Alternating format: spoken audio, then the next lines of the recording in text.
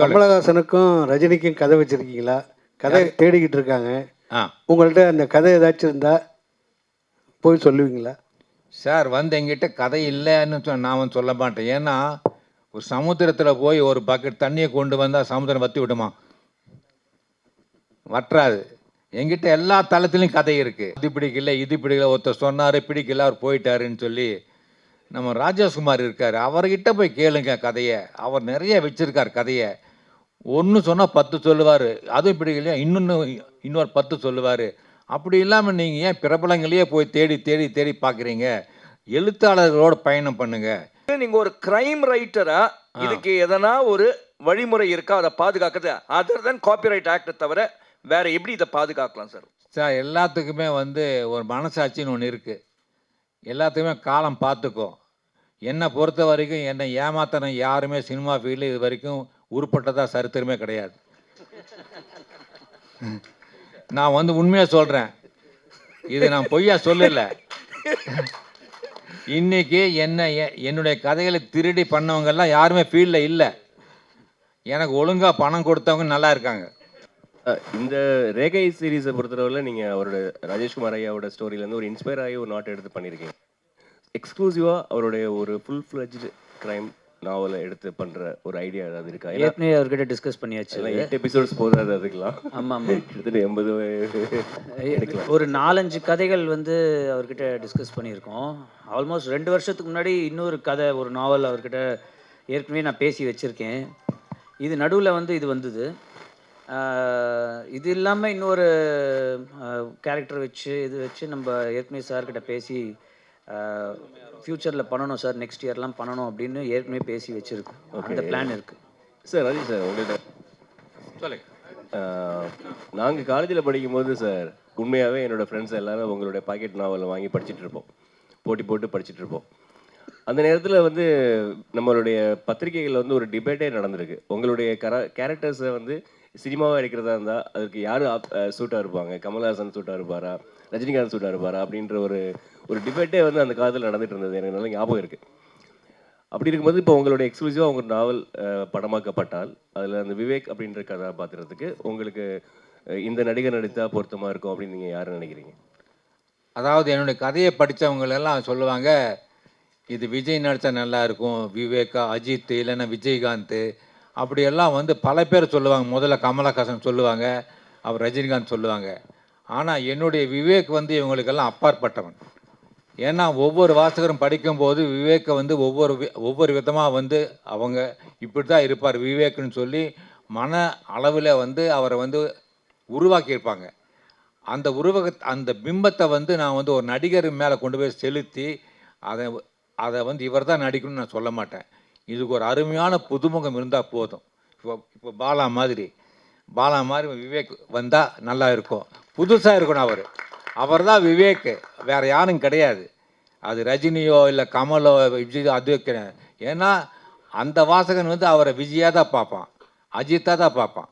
ஆனால் என்னுடைய விவேக்கா பார்க்கணும்னா ஒரு புது முகம்தான் வேணும். அப்படி ஒரு முகத்தை நான் தேடி வைப்பேன். சார் ராஜேஷ்குமார் சார், கமலஹாசனுக்கும் ரஜினிக்கும் கதை வச்சுருக்கீங்களா? கதை தேடிக்கிட்டு இருக்காங்க. உங்கள்கிட்ட அந்த கதை ஏதாச்சும் இருந்தால் போய் சொல்லுவீங்களா? சார் எங்கிட்ட கதை இல்லைன்னு நான் சொல்ல மாட்டேன். ஏன்னா ஒரு சமுத்திரத்தில் போய் ஒரு பக்கெட் தண்ணியை கொண்டு வந்தால் சமுத்திரம் வற்றி விடுமா? வற்றாது. எங்கிட்ட எல்லா தளத்துலையும் கதை இருக்குது. அதாவது என்ன சொல்லுவாங்க, அவர் கமர்ஷியல் ரைட்டர், வெகுஜன எழுத்தாளர் அப்படின்னு சொல்லுவாங்க. அண்மையில் பார்த்தீங்கன்னா நம்ம ரிப்போர்ட்டர் பாலு அவர்கள் ஒரு பேட்டியில் அவர் சொன்னார், அவர் இருக்காரா தெரியல, இங்கே அவர் இருக்காரா, போயிட்டாரா? சரி. பாலு ஒரு பேட்டியில் சொன்னார், கதைகளுக்காக நீ ஏன் எங்கெங்கேயோ போய் தேடுறீங்க? அது பிடிக்கல, இது பிடிக்கல, ஒருத்தர் சொன்னார் பிடிக்கல, அவர் போயிட்டாருன்னு சொல்லி. நம்ம ராஜேஷ்குமார் இருக்கார், அவர்கிட்ட போய் கேளுங்க கதையை. அவர் நிறைய வச்சுருக்கார் கதையை. ஒன்று சொன்னால் 10 சொல்லுவார். அதுவும் பிடிக்கலையா இன்னொரு 10 சொல்லுவார். அப்படி இல்லாமல் நீங்கள் ஏன் பிரபலங்களையே போய் தேடி தேடி தேடி பார்க்குறீங்க? எழுத்தாளர்களோட பயணம் பண்ணுங்கள். சினிமா என்பது ஒரு வட்டம், அதுக்குள்ளேயே போவாங்க. நீங்கள் பார்த்தீங்கன்னா சினிமா பீப்புளோட இது என்னென்னா, எனக்கு சினிமா என்னுடைய எழுத்து ரெண்டுமே வந்து என்னுடைய இரு கண்கள் மாதிரி தான். நான் குறை சொல்லமாக சொல்லலை. சினிமாவில் இருக்கக்கூடிய என்னென்னா 2 எழுத்து படம் வெற்றி பெற்றால் எல்லா டைட்டிலும் 2 எழுத்துலேயே வரும். ஒரு பேய் படம் வெற்றி பெற்றால் பேய் படங்களாக எடுப்பாங்க. அப்புறம் டார்க் காமெடின்னு சொல்லிட்டு ஒரு படம் வரும், அந்த டார்க் காமெடி வச்சே போவாங்க. யோகி பாபு வேணுமுன்னா யோகி பாபு பின்னாடியே போவாங்க. இப்படியே தான் நம்மளோட சினிமா துறை இருக்குது. அவர் இல்லைன்னா படம் ஓடாதுன்னு சொல்லி. ஆனால் ஆடியன்ஸ் வந்து நல்ல கதைகளாக இயங்கி கொண்டிருக்கிறார்கள். ஒரு புதிய தளம், அட அசத்துறாண்டா அப்படின்னு சொல்லக்கூடிய வாசகர்கள் இருக்காங்க. இன்னும் நான் பார்த்துருக்கேன். என்னுடைய குற்றம் 23 படம் வந்தப்போ செயற்கை கருத்தரிப்பு நிலையங்களில் நடக்கக்கூடிய மோசடிகளை பற்றி நான் கதை எழுதியிருந்தேன். அதை டைரக்டர் அறிவழகன் படிச்சுட்டு என்கிட்ட சார் இதை படம் பண்ணானாரு. அந்த கதையை பண்ணிவிட்டு நேரடியாக ஒரு பிரபலமான ஒரு நடிகரை போய் கதை சொல்லியிருக்காரு. சார் இது ஒரு சென்சிட்டிவ் மேட்ரு சார், இது நான் பண்ண விரும்பலை, பண்ண பெண்களோட வெறுப்பு கிடைக்கும், அதனால் நான் இந்த செயற்கை கருத்தரிப்பு படத்தில் நடிக்க விரும்பலைன்னு சொல்லிட்டார். அதுக்கப்புறம் தான் அருண் விஜய் போய் பார்த்து சொன்னப்போ அந்த படத்தில் நடித்தார். அது படம் மிகப்பெரிய வெற்றி பெற்றது. ஏன்னா கதையோட தளம் முற்றிலும் வேறுபட்டது. செயற்கை கருத்தரிப்பு நிலையங்கள் இப்போ தான் இருக்குது. நம்ம தாத்தா பாட்டி காலத்தில் எல்லாம் கிடையாது, எங்கேயுமே கிடையாது. முதியோர் இல்லங்களும் கிடையாது, செயற்கை கருத்தரிப்பு நிலையங்களும் கிடையாது. ஆனால் இன்றைக்கி 2 தான் இருக்குது. அதனால் இங்கே நடக்கக்கூடிய மோசடிகளை வச்சு நான் எழுதின கதை பெருமையை வெற்றி பெற்றது. அதற்கு காரணம் தளம் புதிது, கதை புதிது, அதை பார்க்கக்கூடிய வாசகர்களுக்கும் நேயர்களுக்கும் அந்த கதை பிடிக்கிறது. ஆனால் நம்ம சினிமா பீப்புள் ஒரு வட்டம் போட்டுக்கிட்டு ஒரு குத்துப்பாட்டு, ஒரு டான்ஸு, அப்புறம் வன்முறை காட்சிகள் அதீதமாக காட்டுறது, இது தான் ஆடியன்ஸுக்கு பிடிக்கும்னு ஒரு தப்பு கணக்கு போட்டிருக்காங்க. ஆகையால் என்னிடம் எல்லா கதைகளும் இருக்கிறது. அது இளம் இயக்குனராகட்டும், பிரபலமான இயக்குனராக தாராளமாக வரலாம். இப்பொழுது கூட சென்ற வாரம் திரு சந்தானம் அவர்கள் கோவைக்கு வந்தார்கள். என்னோடு 2 நாட்கள் தங்கி கதை விவாதம் நடத்தி, சார் எனக்கு 6 கேள்வி மட்டும் இன்றைக்கி பதில் சொன்னால் போதும் சொல்லி 6 கேள்விகள் கொடுத்துட்டு போயிருக்காரு. அதுக்கு நான் எழுதி கொடுத்துட்டேன் அவருக்கு. இப்படி தான் கதை போகணும், இப்படி தான் இருக்கணும், இப்படி தான் ட்விஸ்ட் இருக்கணும், இதுதான் மாரல், இதுதான் மெசேஜ் எல்லாம் எடுத்து கொடுத்துட்டேன். அவரும் ஹீ இஸ் ஹாப்பி. சார் நல்லா இருக்குது சார், இதெல்லாம் நல்லா இருக்குன்னு சொல்லியிருக்காரு. இது மாதிரி எங்கிட்ட கேட்டால் நான் கொடுக்கறது ரெடியாக இருக்கேன், அது யாராக இருந்தாலும் சரி. சார் இங்கே நாங்களும் என்னோடய ஸ்கூல் டேஸ்லேருந்து நானும் ஸ்கூல் புக்கிலலாம் உங்கள் நாவல் நிறைய வச்சு படித்து அடிலாம் வாங்கியிருக்கோம். இப்போ வரைக்கும் விடாமல் படிக்கிறோம். படிக்க டைமில் கூட ஆடியோ புக்ஸ் நிறைய கேட்குறோம் உங்களோட கதைகள்.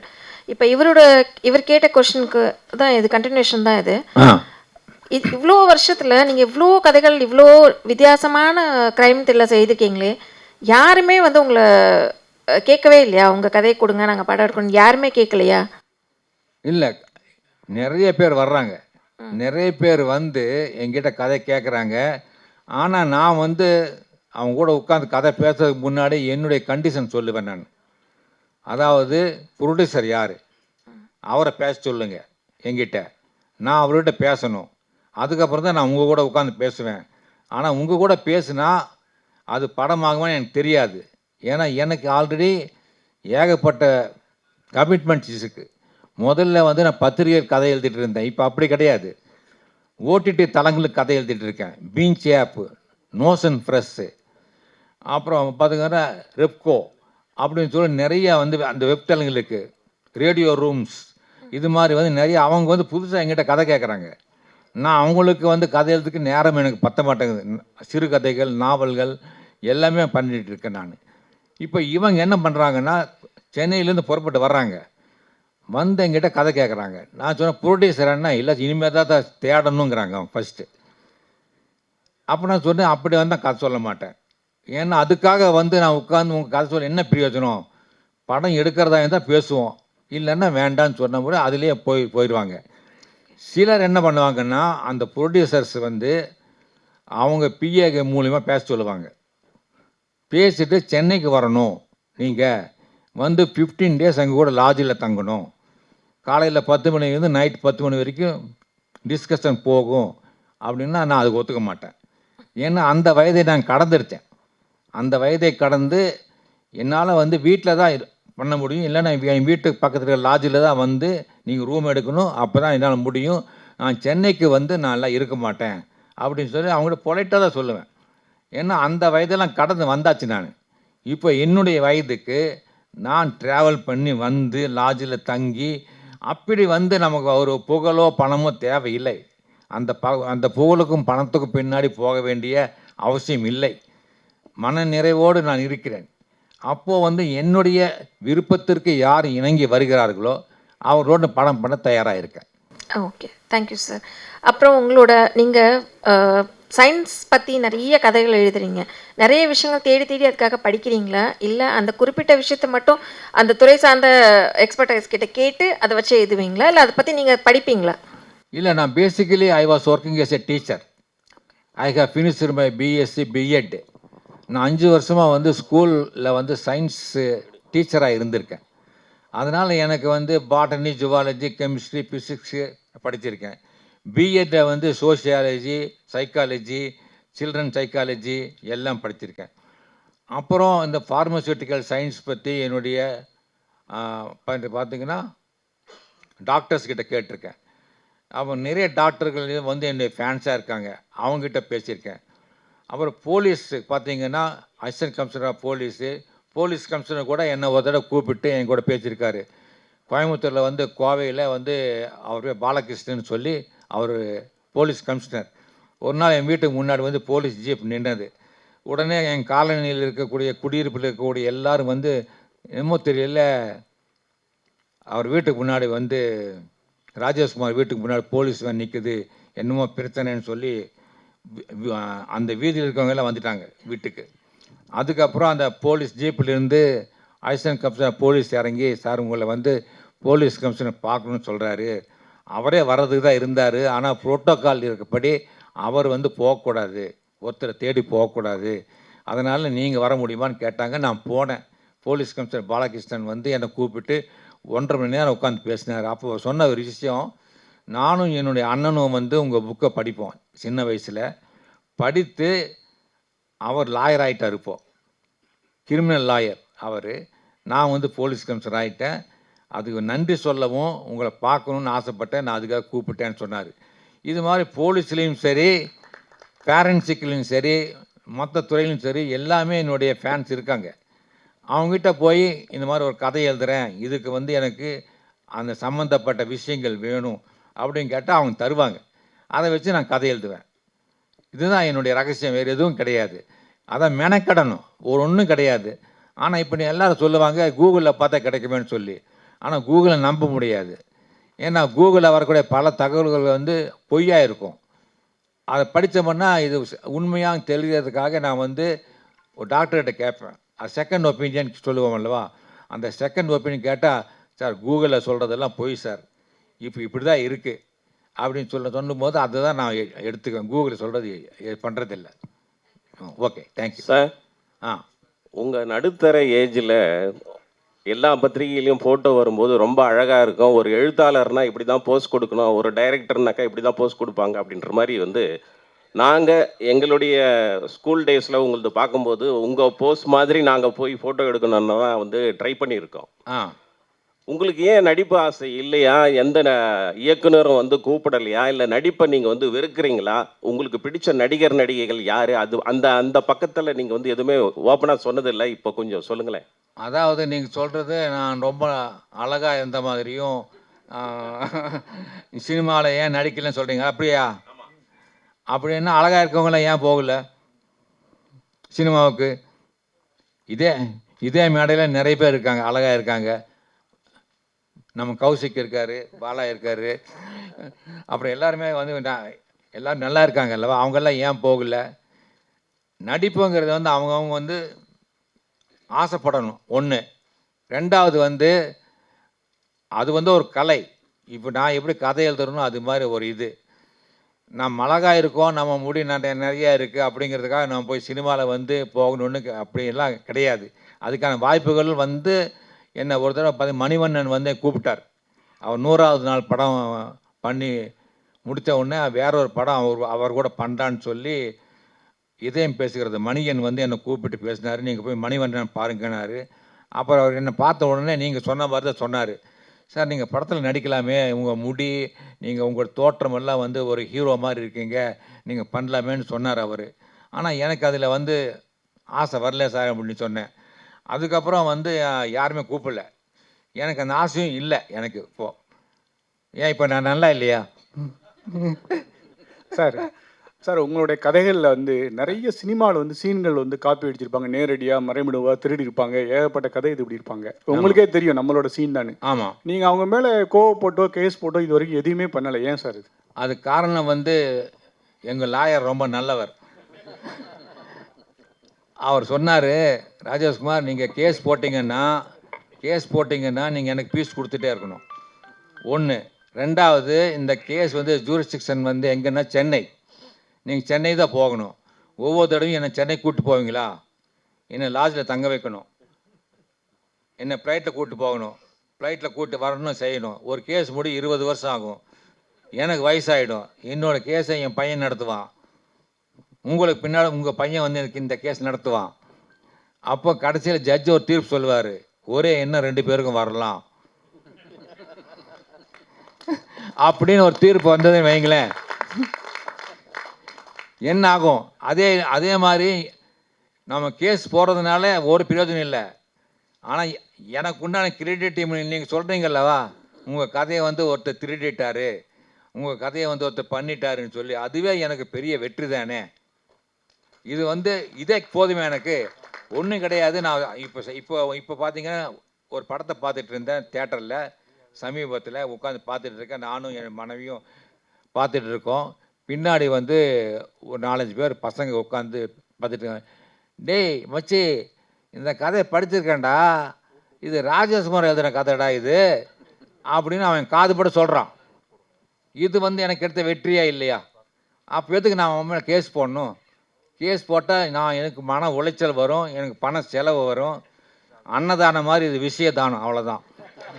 Sir sir sir Rajeshkumar sir தான் கேள்வி. சார் அதோட கண்டினியூஷன்ல தான் இன்னைக்கு தமிழ் திரை உலகத்துல பாத்தீங்கன்னா பல கதை திருடுகள் பிரச்சனைகள் வருது. ஒரு கதையாசிரியரா நீங்க அதை எப்படி பாக்குறீங்கன்னா, மலையாளத்துலலாம் பாத்தீங்கன்னா வந்து அந்த ரைட்டர்ஸ்க்கான கிரெடிட் உண்டு சார். இங்க வந்து உங்களுக்கு கௌஷிக் கொடுத்துருக்காரு, ஓகே, இட் இஸ் அப்ரிஷியேட்டபிள். பல இடங்கள்ல பல அசிஸ்டன்ட் டைரக்டர்ஸோட கதைகளை இயக்குனர்கள் தான் கதைகளாக சொந்தம் கொண்டாடுறாங்க. அதே மாதிரி யாருன்னா கதை சொல்ல போனா சில ப்ரொடியூசர்ஸ் வந்து அந்த கதையை எடுத்துட்டாங்கன்னு சொல்லிட்டு கம்ப்ளைண்ட் வருது. இது நீங்க சொன்ன மாதிரி கோர்ட்டுக்கும் போகுது. இதுக்கு நீங்க ஒரு கிரைம் ரைட்டரா இதுக்கு எதனா ஒரு வழிமுறை இருக்கா அதை பாதுகாக்கிறது? அதர் தென் காப்பிரைட் ஆக்ட் தவிர வேற எப்படி இதை பாதுகாக்கலாம் சார்? சார் எல்லாத்துக்குமே வந்து ஒரு மனசாட்சின்னு ஒன்று இருக்குது. எல்லாத்துக்குமே காலம் பார்த்துக்கும். என்னை பொறுத்த வரைக்கும் என்னை ஏமாத்தின யாருமே சினிமா ஃபீல்டில் இது வரைக்கும் உருப்பட்டதாக சரித்திரமே கிடையாது. நான் வந்து உண்மையாக சொல்கிறேன், இது நான் பொய்யா சொல்லலை. இன்னைக்கு என்னுடைய கதைகளை திருடி பண்ணவங்கெல்லாம் யாருமே ஃபீல்டில் இல்லை. எனக்கு ஒழுங்காக பணம் கொடுத்தவங்க நல்லா இருக்காங்க.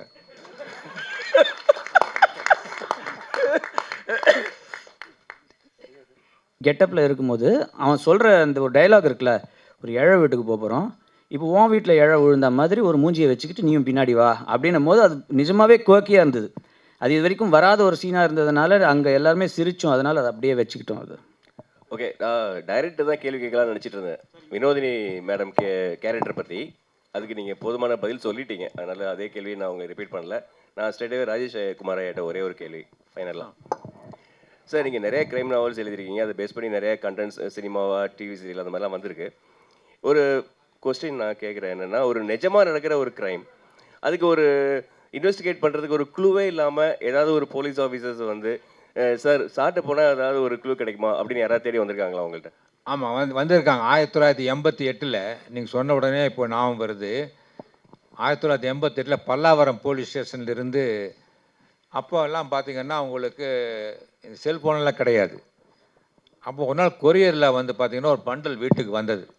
கொரியரை பிரித்து பார்த்தோம்னா அதில் ஏகப்பட்ட டாக்குமெண்ட்ஸு எல்லாம் பிரித்து பார்த்தா, எங்கே பார்த்தா பல்லாவரம் போலீஸ் ஸ்டேஷனில், அவர் பேர் இன்னும் மறந்துட்டேன், அவர் வந்து ஒரு எஸ்ஐ, உள்ளே வந்து ஒரு லெட்டர் வச்சுருக்காரு. உள்ளே வந்து ஏகப்பட்ட ஜெராக்ஸ் காப்பி. உள்ளே போஸ்ட்மார்ட்டம் ரிப்போர்ட்டு, அப்புறம் ஸ்டேட்மெண்ட்ஸு, அப்புறம் பார்த்தீங்கன்னா வாக்குமூலங்கள், இதெல்லாம் போட்டு எதுக்குடான்னு பார்த்தா லெட்டரை படித்து பார்த்தா, சார் என் பேர் மறந்துட்டேன் நான் உங்கள் வாசகன், நீங்கள் உங்களோட க்ரைம் கார்னல் நல்லா படிக்கிறேன், ஒவ்வொரு கொலையும் ரொம்ப அற்புதமாக வந்து விவேக் கண்டுபிடிக்கிறாரு, விவேக்குங்க நீங்கள் தாங்கிறது எனக்கு தெரியும், அந்த மூலம் தான் வந்து ரொம்ப அற்புதமாக வந்து ஒரு கேஸை வந்து கரெக்டாக போய் நூல் பிடிச்ச மாதிரி போய் கொலையாளி பிடிச்சிடுறீங்க தடைங்கள் எல்லாம் வச்சு. இந்த மாதிரி வந்து சார் ஒரு கொலை நடந்தது சார் எங்கள் ஊரில், இந்த கிராமத்தில் வந்து இரட்டை கொலை நடந்திருக்கு. இதில் வந்து 20 பேர் மேலே சந்தேகப்பட்டு 20 பேரையும் விசாரித்த பார்த்தப்போ யார் மேலே சந்தேகப்படுறதுன்னு தெரியல சார். எல்லார்கிட்டேயும் வந்து வாக்குமூலம் வாங்கி வச்சுருக்கேன், படித்து பார்த்தேன், எவனை சந்தேகப்படுறதுன்னு தெரியல, அடித்தும் பார்த்தாச்சு, ஒன்றும் பெயர முடியல. நீங்கள் தயவுசெய்து இதெல்லாம் படிச்சுட்டு இதில் எவன் கொலைகாரன்னு சொன்னீங்கன்னா நான் அவனை கைது பண்ணிடுவேன், கைது பண்ணி நான் சொல்லிட்டோம்னா எனக்கு ப்ரொமோஷன் கிடைக்கும் சார். நீங்கள் தயவுசெய்து இதையெல்லாம் படித்து பார்த்துட்டு இதில் எவன் கொலைகாரனாக இருப்பான் அப்படின்னு நீங்கள் சொன்னீங்கன்னா கொஞ்சம் உதவியாக இருக்கும்னு சொன்னார்.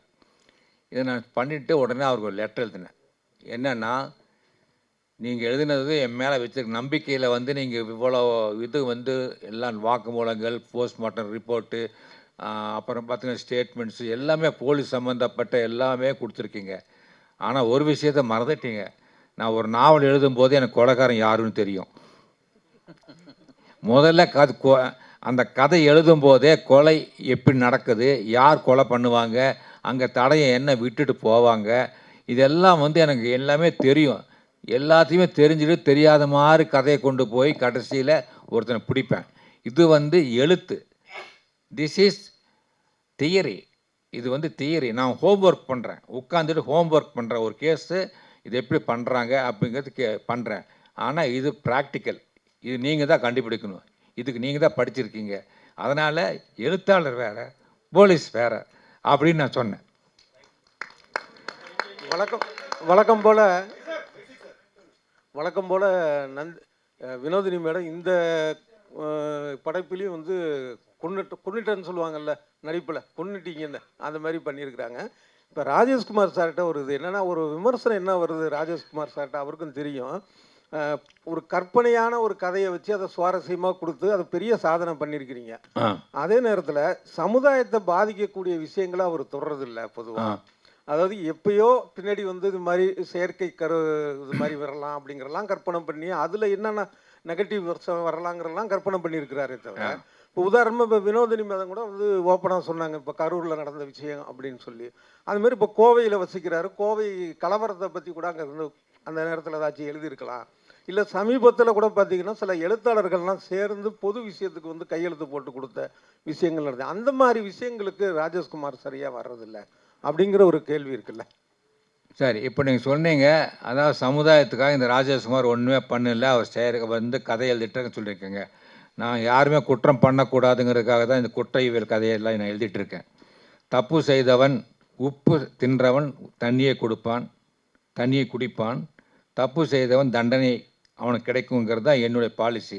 நீ எவ்வளோதான் திட்டம் போட்டு ஒரு மர்டரை பண்ணாலும் போலீஸில் மாட்டிக்க போகிறேன் அப்படிங்கிறத எச்சரிக்கை பண்ணுறதுக்கு தான். போலீஸில் வந்து ஒன்று இருக்கும், ஒருத்தன் எவ்வளோதான் திட்டம் போட்டு, நான் கேட்டேன் போலீஸ் ஆஃபீஸர்கிட்ட, எப்படி சார் வந்து ஒருத்தனை பிடிக்கிறீங்க, எப்படி சந்தேகப்படுறீங்கன்னு கேட்பேன். அப்போ சொன்னார் ராஜேஷ்குமார், ஒரு இடத்துல ஒருத்தன் கொலை பண்ணான்னா, ஒரு குற்றத்தை பண்ணான்னா அவனையும் அறியாமல் ஒரு ஐடென்டிஃபை விட்டுட்டு போவான், ஏதாவது ஒரு தடயத்தை விட்டுட்டு போவான். தட் இஸ் பர்க்லஸ் விசிட்டிங் கார்டு அப்படின்னு சொல்லி ஒரு வேர்டே இருக்குது போலீஸ் டிபார்ட்மெண்ட்டில், பர்க்லஸ் விசிட்டிங் கார்டு அப்படின்னு அதுக்கு பேர் வச்சுருக்காங்க. எப்படி விட்டுட்டு போவான்னு சொல்லியிருக்காங்க. அதனால் நீ தப்பு பண்ணாதே நான் சொல்ல வர்றேன் உங்ககிட்ட. நீ பாலியல் பலாத்காரம் பண்ணாதே, உனக்கு இந்த மாதிரி கெட்ட எண்ணங்கள் வரக்கூடாது. இப்போது அப்படி நீங்கள் சொல்கிறீங்க, அதாவது ராஜேஷ்குமார் நீங்கள் வந்து ஏதோ கதை எழுதுறீங்கன்னு சொல்லி, இதே வந்து சாராய் பாட்டில் என்ன எழுதியிருக்கான், குடியை கெடுக்கும், குடிக்காதுன்னு சொல்கிறான்ல, அப்போ ஏன் குடிக்கிறாங்க எல்லாம், அப்போ ஏன் குடிக்கிறாங்க, அதை சொல்லியிருக்காங்கல்ல. அதே மாதிரி தான் என்னுடைய கதைகள் வந்து நீ தப்பு பண்ணாதே, தப்பு பண்ணால் உனக்கு பிரச்சனைகள் இருக்குது, குடும்பம் அழியும் அப்படிங்கிறத நான் வந்து சொல்கிறேன். என்னுடைய கதைகளில் பொய்டிக் ஜஸ்டிஸ் இருக்குது. என்னுடைய கதைகள் எல்லாம் நீங்கள் இது வரைக்கும் படித்ததில்லை. 1500 நாவலில் வந்து நீங்கள் மீறி போகிற ஒரு 100-150 நாள் படிச்சிருப்பீங்கன்னு நினைக்கிறேன். நான் நிறைய கதைகள் பெண்களுக்காக எழுதியிருக்கேன். பெண்கள் சம்பந்தப்பட்ட கதைகள் ஒரு சதவீதம் கூட போலீஸே இல்லாத கதைகள் இருக்குது. ஒரு துளி கடல். ஒரு துளி கடல்னா யார்? ஒரு பெண். ஒரு பெண்ணோட மனசு தான் ஒரு துளி கடல். ஒரு பெண்ணோட மனதில் இருக்கக்கூடிய எண்ணத்தை வந்து யாரும் கண்டுபிடிக்க முடியாது. கடலின் ஆழத்தை கூட ஒருத்தன் கண்டுபிடிக்கலாம். ஒரு பெண்ணோட மனசில் என்ன இருக்கிறது கண்டுபிடிக்க முடியாதுன்னு சொல்லி அந்த கால சித்தர்லேருந்து இன்னைக்கு இருக்கிற உளவியல் டாக்டர் வரைக்கும் சொல்லிட்டாங்க. அது உண்மையா இல்லையா? ஒரு பெண்ணோட மனசில் தெரியுமா? இன்றைக்கி பார்த்தீங்கன்னா இங்கே உட்காந்துருக்காங்க. இங்கே என்ன தெரியுமா உங்களுக்கு? ஒரு ஆண் சீக்கிரமாக வந்து ஒரு ஆணை வந்து சீக்கிரமாக கண்டுபிடிச்சிடலாம். ஒரு ஆண் அழுதா அவன் உடஞ்சானோ அவ்வளோதான், முடிஞ்சான். ஆனால் ஒரு பெண் வந்து தான் அவள் வந்து உடம்பால் மென்மையானவள், உள்ளத்தால் இரும்பானவள். அதுதான் ஒரு துளி கடல் அப்படிங்கிற பேர் வச்சு கதை எழுதினேன் ஒரு பெண்ணை பற்றி. அதே மாதிரி பூவில் செய்த ஆயுதம் அப்படின்னு டைட்டிலில் ஒரு கதை எழுதினேன். பூவுன்னா என்ன? ஒரு பெண். அதில் செய்த ஒரு ஆயுதம் தான் ஒரு பெண். ஒவ்வொரு பெண்ணும் பூவில் செய்த ஆயுதம். இது வந்து நான் எழுதினேன் ஒரு கதை. ஒரு பெண் எப்படி வந்து கிரைமை வந்து எதிர்கொள்ளணும்னு சொல்லி ஒரு கதை எழுதினேன். மூடு பனி நிலவுன்னு ஒரு கதை. இதெல்லாம் நான் ஏன் சொல்கிறேன்னா, என் கதைகளை முழுமையாக படிக்காதவங்க தான் ஒரு இந்த மாதிரி கேள்வி வந்து கேட்குறாங்க. மூடு பனி நிலவுன்னா என்ன? ஒரு பெண் ஒரு கிரைம் சூழலில் மாட்டிக்கிட்டா அவள் எப்படி இந்த பிரச்சனையை எதிர்கொண்டு வருவா சொல்கிறேன். இன்றைக்கி நான் ஒரு விஷயம் சொல்கிறேன். 6 மாதத்துக்கு முன்னாடி என் வீட்டுக்கு முன்னாடி நான் நின்றுட்டு இருந்தேன். காலையில் வந்து ஒரு 55 வயது மதிக்கத்தக்க ஒருத்தர் தோலில் மண்வெட்டியை போட்டுக்கிட்டு போயிட்டு இருந்தார். கூட அவருடைய மனைவி சித்தால் வேலைக்கு வெத்தலை பாக்கு போட்டுக்கிட்டு அந்த அம்மாவும் போயிட்டுருக்காங்க. 2 பேரும். நான் காலையில் நின்றுட்டுருக்கேன். அந்த அம்மா போன பிறகு லேசாக திரும்பி பார்த்தாங்க, வந்தாங்க என்கிட்ட. நான் நினச்சேன் ஏதோ வழி கேட்குறாங்க நினச்சிட்டு, என்னம்மா ஏதோ வழி தெரியலையான்னு. இல்லைங்கய்யா, நீங்கள் ராஜேஷ்குமார் தானே, இந்த கதையெல்லாம் எழுதுருவீங்களே அவர் தானே நீங்கள் அப்படின்னு கேட்டுச்சு. ஆமாம் ஆமாண்ணா. ஐயா மாறிட்டீங்க ஐயா ரொம்பவும். முதலெல்லாம் புசு புசுன்னு முடி இருக்கும், இப்போ வந்து மாறிட்டீங்க ஐயா. ஆமாம், வயசானால் எல்லாம் மாறுவாங்கல்ல அப்படின்னு கேட்டேன். சரிம்மா இப்போ என்னம்மா விஷயம்னு கேட்டேன். இல்லைங்க, நான் 6ஆம் வகுப்பு வரைக்கும் படிச்சிருக்கேன் ஐயா.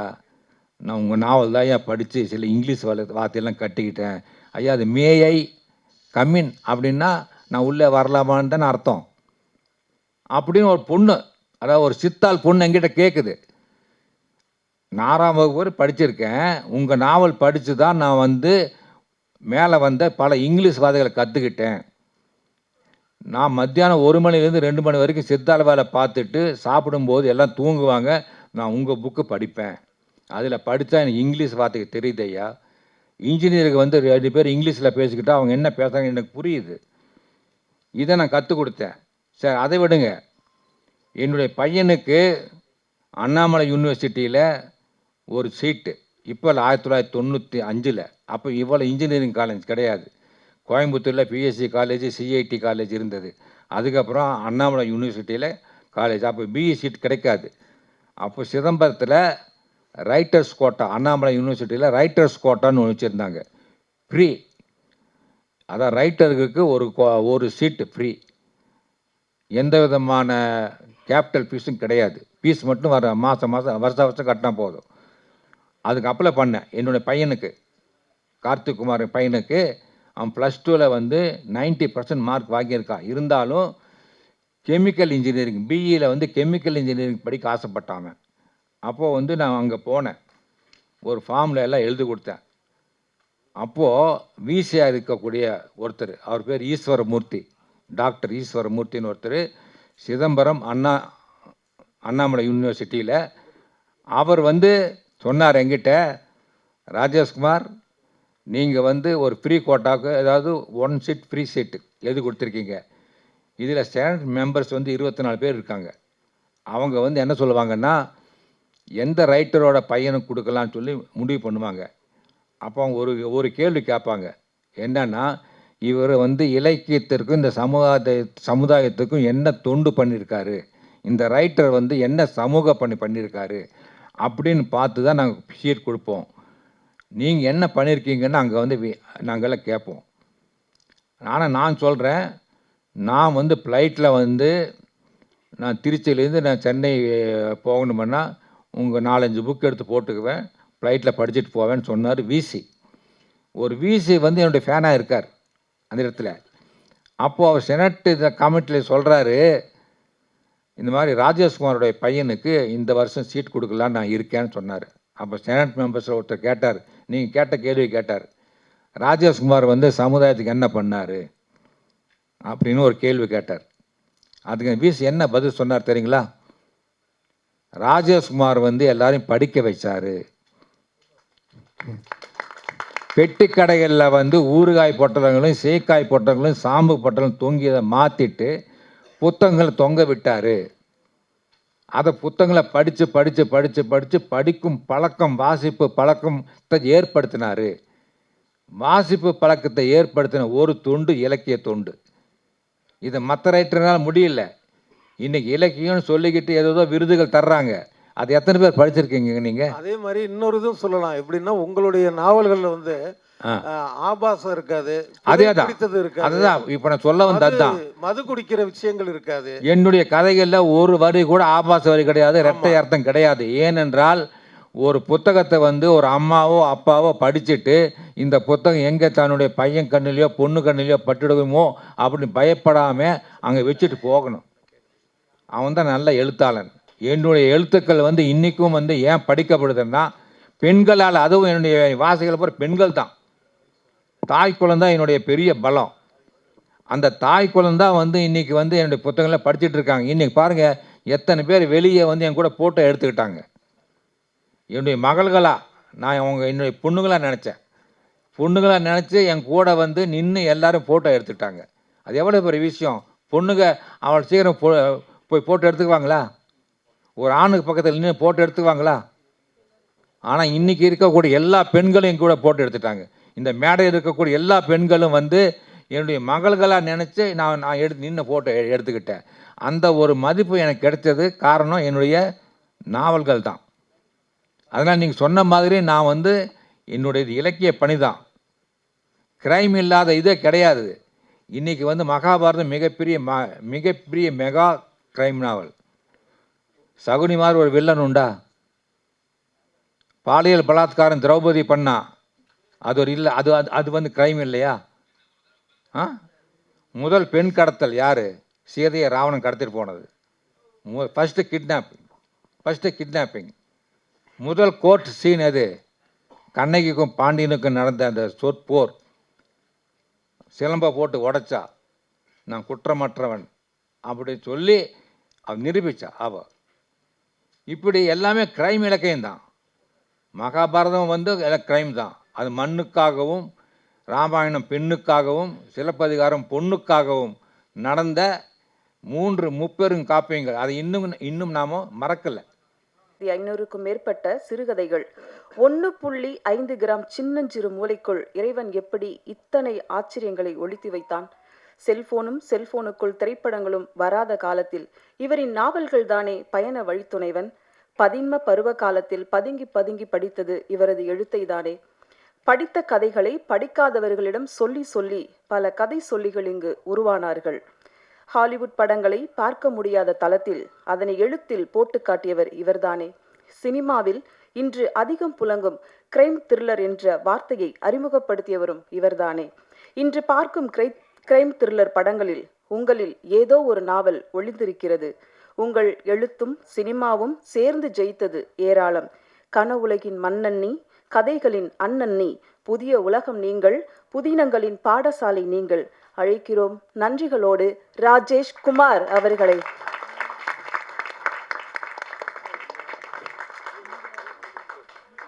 அனைவருக்கும் வணக்கம். இங்கே அநேகமாக எனக்கு தான் வயது அதிகமாக இருக்குன்னு நினைக்கிறேன். ஆனால் என்னுடைய மனது எல்லாருடைய இளமை. ஏனென்றால் 56 வருடங்களாக நான் கதை எழுதி கொண்டேன். 1969 உங்களில் யாருமே பிறந்திருக்க மாட்டீர்கள். அன்றைக்கு என்னுடைய முதல் சிறுகதை மாலை முரசிலே அச்சிலே வெளிவந்தது. நான் பிஎஸ்சி பாட்டனி படித்து பட்டம் வாங்கிய அந்த நாளிலே மாலை முரசிலே, கோவை மாலை முரசு, அப்பொழுது காலையிலே மட்டும் பத்திரிகையில் வந்த காலகட்டம் அது. அந்த காலகட்டத்தில் முதலாக மாலை முரசு என்ற பத்திரிகை கோவையிலும் சென்னையிலும் வந்தது. அதிலே என்னுடைய முதல் கதை உன்னை விடமாட்டேன். அன்னிலேருந்து உங்களை எல்லாம் விடவே இல்லை. நான் அதுதான் உண்மை. அன்றைக்கு நான் எனக்கு எந்த வகையான ஒரு பூரிப்பு எனக்கு ஏற்பட்டதோ அதே பூரிப்பு இன்றைக்கு 25/11/25 தேதியை பாருங்கள், வருடம் அதே தேதியும் அதுவே. அந்த தினத்தன்று இன்றைக்கு என்னுடைய முதல் வெப் சீரிஸ் G5 வருகிறது என்றால் இதைவிட ஒரு பாக்கியம் எனக்கு வாழ்க்கையில் இனி கிடைக்காது. மிகப்பெரிய ஒரு தருணம். இதற்கு முதற் காரணம் G5 என்ற ஒரு அற்புதமான ஒரு நிறுவனம். ஒரு 5 வருடத்துக்கு முன்பாகவே ஒரு ஒரு ஒரு ப்ராஜெக்ட் போய் அது சில காரணங்களால் அது தவிர்த்து போனது. அதுவும் நல்லதற்கே. ஏனென்றால் இன்றைக்கு ஒரு அருமையான ஒரு ஒரு வெப் சீரிஸை நமக்கு G5 கொடுத்திருக்கிறது. அதற்கு காரணம் கௌசிக் அவர்கள். கௌசிக் அவர்களை நான் ராமானுஜராகவே பார்க்கிறேன். ஏனென்றால் அவர் கலைஞர் டிவியில் ராமானுஜராக நடித்தார். அதெல்லாம் ஒரு கொடுப்பினை. எல்லோருமே அந்த பார்த்ததை நடிக்க முடியாது. ஒரு டிவைன் பவர் இருந்தால் மட்டுமே அந்த ஒரு வாய்ப்பு வரும். அந்த வாய்ப்பு அவருக்கு மேன்மேலும் பல ஆசைகளை வழங்கும், பல வெற்றிகளை குவிக்கும். தெய்வம் மறைமுகமாகத்தான் ஒருத்தருக்கு ஆசைகளை தரும். அது அவர் கொடுத்திருக்கிறது. அடுத்து ராகவன் அவர்கள் இந்த G5 ஒரு நல்ல பதவியில் இருக்கிறார். அவரும் கூட இருந்து இன்றைக்கு இருக்கக்கூடிய இளைய தலைமுறை எல்லோரையும் ஒன்று சேர்த்து 16 பெற்று பெறுவார் வாழ்க என்று சொல்வார்கள். இன்றைக்கு 16 பேர் இங்கே இருக்கிறோம். 16 பேரும் இன்று இணைந்து இன்றைக்கு ஒரு மிகப்பெரிய வெற்றிகரமான ஒரு வெப்சீரிஸ் கொடுத்திருக்கிறார்கள். நான் சற்று முன்பு பார்த்தேன், நம்முடைய கௌசிக் லட்சுமி நாராயணனுடைய ஃபேஸ்புக்கை தட்டி பார்த்தேன். அதில் அவர் போட்டிருக்கக்கூடிய அந்த ட்ரெய்லருக்கு இந்த ஒரு வாரத்தில் மட்டும் 1.5 கோடி வியூவர்ஸ் பார்த்திருக்கிறார்கள். இது எவ்வளோ பெரிய விஷயம். உடனே என்னுடைய நண்பர் லேனா தமிழ்வான் அவர்கள் எனக்கு சற்று முன்பு ஃபோன் செய்தார். ராஜேஷ்குமார், எனக்கு ரொம்ப பெருமையாக இருக்குது. அதாவது ஏவிஎம் மாதிரி ஒரு நிறுவனம் G5. உண்மையிலே சொல்கிறேன், ஏவிஎம் நிறுவனத்திலும் எனக்கு ஒரு அழைப்பு வந்தது. அங்கே போய் நானும் இந்த மாதிரி ஒரு வெப்சீரிஸ் பற்றி பேசினேன். அவர்கள் மிக நியாயமாக நடந்து கொண்டார்கள். பேசின தொகையை கொடுத்தார்கள். எந்த விதமான ஏமாற்றமும் எனக்கு கிடையாது. சந்தோஷப்பட்டேன். அதே மாதிரி தான் கௌசிக் சிங்காரவேலன். சிங்காரவேலன் அந்த பெயரே ஒரு சிங்காரமாக இருக்கிறது. அந்த சிங்காரவேலன் அவர்கள் கௌசிக் அவர்கள் 2 பேரும் இணைந்து எனக்கு மிகப்பெரிய ஒரு நம்பிக்கை கொடுத்து, சார் நாங்கள் இருக்கோம் சார், நாங்கள் பண்ணுறோம் சார். அந்த வார்த்தைகளிலே ஒரு பொய் கிடையாது. பொதுவாக சொல்வார்கள், திரைத்துறை சம்பந்தப்பட்டவர்கள் எல்லாம் நிறைய பொய் பேசுவார்கள், ஏமாற்றுவார்கள், பணம் தரமாட்டார்கள் என்றெல்லாம் சொல்வார்கள். ஆனால் அதெல்லாம் கிடையாது. ஒரு நியாயமான நாணயமான ஒரு நிறுவனமாக இருந்து அவர்கள் பணியாற்றினால் தான் இன்றைக்கு ஒரு வெற்றிகரமான ஒரு ரேகையை நாம் பார்க்க முடிந்தது. இந்த கதையிலே இது முழுக்க முழுக்க என்னுடைய கதை கிடையாது. இதில் வரக்கூடிய ஒரு கண்டென்ட் கோர் அதாவது அடிப்படை கருவை மட்டும் அவர்கள் எடுத்துக்கொண்டு செய்தார்கள். ஒரு ட்ரையல் பார்க்குறது, அதாவது மெடிக்கல் ட்ரையல். ஆனால் அதையும் நான் எழுதிவிட்டேன். அது சொன்னேன், நம்முடைய டைரக்டரோட சொன்னேன், தினன் நான் இந்த கதையை முதலில் எழுதிவிட்டேன். நீங்கள் என்னுடைய அடிப்படை கருவை வைத்து எழுதினீர்கள். ஆனால் இந்த மெடிக்கல் ட்ரையல் வைத்து நான் எழுதினேன். ஒரு கதையை சற்று 2 வருடங்களுக்கு முன்னால் நான் எழுதினேன். அது எப்படி எழுதினேன் என்றால், சென்னையிலும் சரி கோவையிலும் சரி காலையிலே நான் வாக்கிங் போகும்பொழுது பார்ப்பேன், கோயில் வாசல்களிலும் சரி மற்ற பிளாட்ஃபாரங்களிலும் சரி இருக்கக்கூடிய முதியவர்களுக்கும் பிச்சைக்காரர்களுக்கும் அவர்கள் காலை உணவு கொடுப்பார்கள். ஒரு பொட்டலிலே கொண்டு ஸ்கூட்டரிலே கொண்டு எல்லோரும் கொடுத்து கொண்டு போவார்கள். இது ஒரு சமூக பணி, உண்மையான அறப்பணி தான் அது. அதாவது பசியை போக்கும் ஒரு நல்ல பணி. ஆனால் எனக்கு தான் கிரைம் புத்தி ஆயிற்றே. நான் யோசித்தேன், இவர்கள் ஏன் இவ்வளோ கஷ்டப்பட்டு ஏன் கொண்டு கொடுக்கிறார்கள்? இதற்கு பின்னால் ஏதாவது ஒரு சதி இருக்குமோ அப்படின்னு எனக்கு ஒரு சந்தேகம். அந்த சந்தேகத்தின் அடிப்படையில் தான் ஒரு கதை உருவாயிற்று. அதை நான் எழுதினேன்.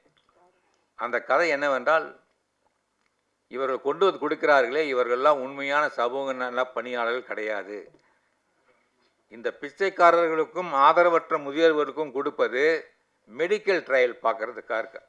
உணவிலே ஏதாவது ஒரு மருந்தை கலந்து கொடுத்து அவர்களுக்கு பிபி ஏறுகிறதா, சுகர் ஏறுகிறதா, கொலஸ்ட்ரால் ஏறுகிறதா, இல்லை ஹார்ட் பீட்டிங் அந்த இர்ரெகுலர் பீட்ஸ் என்பார்கள் அது ஏற்படுகிறதா, இல்லை வேறு நோய்கள் வருகிறதா என்பதை சோதனை செய்து பார்ப்பதற்காக தினமும் அவர்களுக்கு அந்த உணவை கொடுத்து கொண்டே போவது போலவும் தினமும் அவர்களை சோதித்து கொண்டே இருப்பார்கள். யார் யார் என்னென்ன பிரச்சனை அனுபவிக்கிறார் அதையெல்லாம் நோட் செய்து யாருக்கு மூக்கில் ரத்தம் வருகிறது, யாருக்கு கை கால்கள் சரியாக இயங்கவில்லை, யார் தூங்கிக் கொண்டே இருக்கிறார்கள், யார் சுறுசுறுப்பாக இருக்க, இதையெல்லாம் நோட் செய்து இந்த மருந்தை கொடுத்தால் இந்த விளைவு ஏற்படுகிறது என்பதை உலகத்தில் இருக்கக்கூடிய சர்வதேச பார்மசூட்டிக்கல் கம்பெனியுடைய சேர்மனுக்கு போகிறது, ஒரு ரிப்போர்ட் போகிறது. இதுதான் கதை. ஏனென்றால் ஆதரவற்ற முதியவர்கள் கேட்பதற்கு நாதி இல்லை. ஒருவன் பிளாட்பாரத்திலே ஒருத்தன் மூக்கிலே ரத்தம் சுண்டி கிடக்கிறான் என்றால் அவனை பற்றி கவலைப்பட யாரும் இல்லை. அப்படிப்பட்டவர்களை குறிவைத்து தான் அந்த ஒரு சர்வதேச மாபியா இறங்கிடுவான் ஒரு கதையை முடித்தேன். அதே கதையை தான் நம்முடைய தீனன் அவர்கள் ஒரு 5 பேரை வைத்துக்கொண்டு அழகாக முடித்திருக்கிறார். ஏனென்றால் 1500 எழுதியிருக்கிறேன், அது ஏதாவது ஒன்று கிராஸ் ஆகிதான் தீரும். எல்லாமே அவர்களுக்கு தனி இவர்களுக்கு தனி கிடையாது. எல்லாமே நான் எழுதி முடித்து விட்டேன். இனி எழுதுவதற்கு எந்த ஒரு களப்பணியும் கிடையாது. இப்பொழுது புதிதாக ஒரு கதை ஆரம்பித்திருக்கிறேன். குமுதத்தில் ஒரு தொடர் கதை, வேகமாய் வா விவேக். அது எந்த கதை என்றால், இப்பொழுது நடந்ததே அகமதாபாத் அந்த ஒரு ஃப்ளைட் 2 நிமிடத்தில் போய் விழுந்து நொறுங்குகிறது. இது ஒரு செய்தி, இது ஒரு விபத்து என்று சொல்லி முடித்து விட்டார்கள். எல்லோரும் மறந்தும் விட்டார்கள். காம்பன்சேஷன் கிடைத்து அவர்கள் வாழ்க்கையில் செட்டில் ஆகிவிட்டார்கள். ஆனால் நான் மட்டும் விழித்து கொண்டு பார்க்கிறேன், அந்த விபத்தா இல்லை சதியா? இதை சதி என்று வைத்து தான் நான் ஒரு கதை எழுதி கொண்டிருக்கிறேன் இப்பொழுது குமுதத்தில். அது எப்படி சதியாகும் என்று நீங்கள் கேட்பீர்கள். பொதுவாகவே எனக்கு சில மெடிக்கல் அல்லது உளவியல் சம்பந்தப்பட்ட, மருத்துவம் சம்பந்தப்பட்ட, கம்ப்யூட்டர் சம்பந்தப்பட்ட, ஏஐ சம்பந்தப்பட்ட எதுவாக இருந்தாலும் ஆத்தென்டிக்காக இருக்க வேண்டும். அதிலே வரக்கூடிய டெக்னிக்கல் வேர்ட்ஸ் ஆகட்டும், அதாவது தொழில்நுட்ப பிரச்சனைகளாகட்டும், அது சரியாக இருக்க வேண்டும். யாருமே அந்த துறையை சேர்ந்த ஒரு படம் பார்த்தால் கூட, அட பரவாயில்லையே ராஜேஷ்குமார் கரெக்டாக தான் எழுதியிருக்காரு, அவர் ஒன்றும் பொய் சொல்லலையே, இல்லை நியாயமாக இருக்குது அப்படின்னு சொல்கிற மாதிரி இருக்கணும். எந்த துறையை சார்ந்தவர்கள் தான் நான் போய் கேட்பேன். அதே போல் இந்த விமானம் நொறுங்கிய பிறகு நான் ஏவியேஷன் சம்பந்தப்பட்ட ஒரு ஆஃபீஸர், அவர் என்னுடைய வாசகர் தான், நான் பேசினேன். என்ன சார், ஒரு ஃப்ளைட் இன்றைக்கு இருக்கக்கூடிய சேஃபஸ்ட் ஜேர்னியில் முதலிடம் ஃப்ளைட்டுக்கு தான். ஏன்னா மேலே நோ டிராஃபிக், உங்களுக்கு டேக் ஆஃப் ஆகும், அது பாட்டுக்கு போயிட்டுருக்கும். பார்த்தீங்கன்னா நேர் பாதை, இங்கே சென்னையிலேருந்து டெல்லிக்குன்னா ஒரே நேர்கோடு தான். ஆனால் ட்ரெயின் எத்தனை வகையாக போகுது, அங்கே தான் உங்களுக்கு ஆக்சிடென்ட் ஆகிறது நிறைய சான்சஸ் இருக்குது. ஒரு நாளைக்கு பேப்பரில் நாம் எத்தனை பார்க்குறோம், எத்தனை கார் விபத்து, எத்தனை ஸ்கூட்டர், எத்தனை 2 வீலர்ஸ் எத்தனை விழுகுது. ஆனால் ஃப்ளைட் என்னைக்காவது ஒரு நாள் தான் விபத்து நடக்கும். அது மேன்மேட் மிஸ்டேக் என்று சொல்வார்கள். அந்த கதையில் எனக்கு பிடித்தமான ஒரு விஷயம், இப்பொழுது விமானத்தின் காக்பிட்டிலே நீங்கள் போய் பார்த்தால் ஒரு திருவிழா மாதிரி இருக்கும். நான் பார்த்துருக்கிறேன். சொன்னார்கள் அம்மையார் அவர்கள், சகோதரி அவர்கள் சொன்னார்கள், மார்ச் வரியிலே எனக்கு போக பயமாக இருந்தது சொன்னார்கள். ஆனால் நான் மார்ச் வரைக்கு போயிருக்கிறேன். ஒரு டெட் பாடியை எடுத்து மண்டையோட்டையெல்லாம் சாராக போன் கட்டிங் டூல்ஸ் இருக்கும், கட்டக்கென்று செய்வார்கள். மண்டையோட்டை சுத்தியிலார் அடிப்பார்கள்.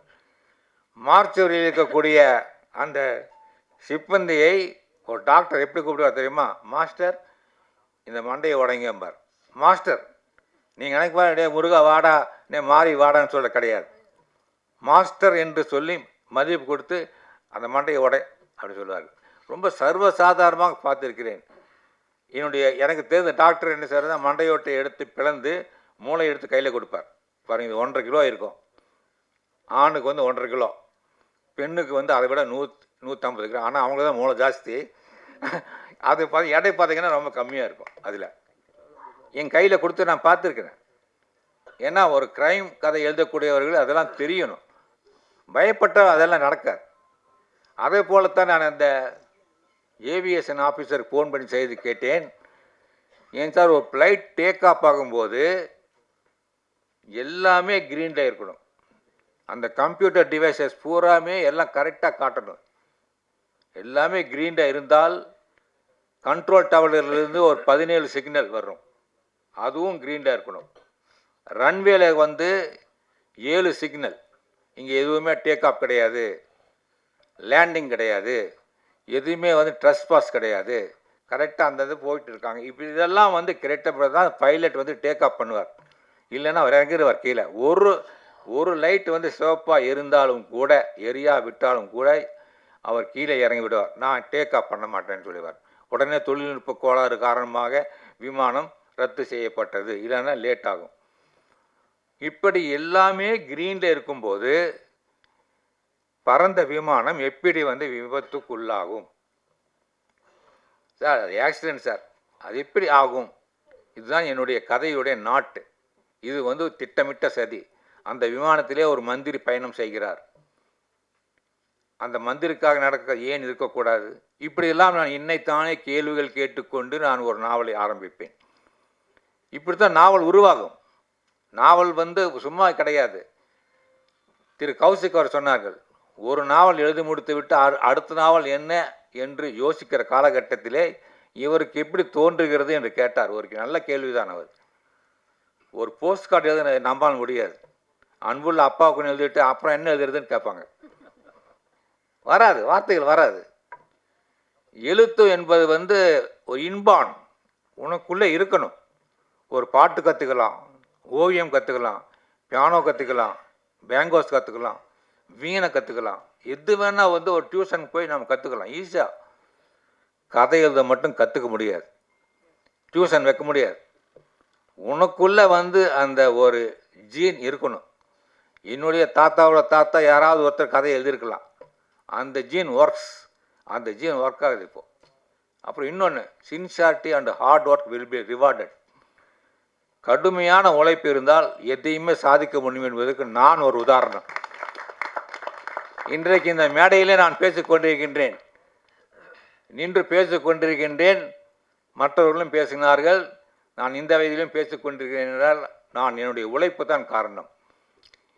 இன்றைக்கு டைரக்டர் தினகரன் வந்து ஒரு இளைஞர், ஒரு புதிய படைப்பை கொடுத்திருக்கிறார். இவர் ஒரு மணிரத்னம் போல, ஒரு சங்கர் போல உருவாவார் என்கிற நம்பிக்கை எனக்கு இருக்கிறது. ஏனென்றால் அது முதல் படம் போல, முதல் வெப்சீரிஸ் போல எனக்கு தோன்றவில்லை.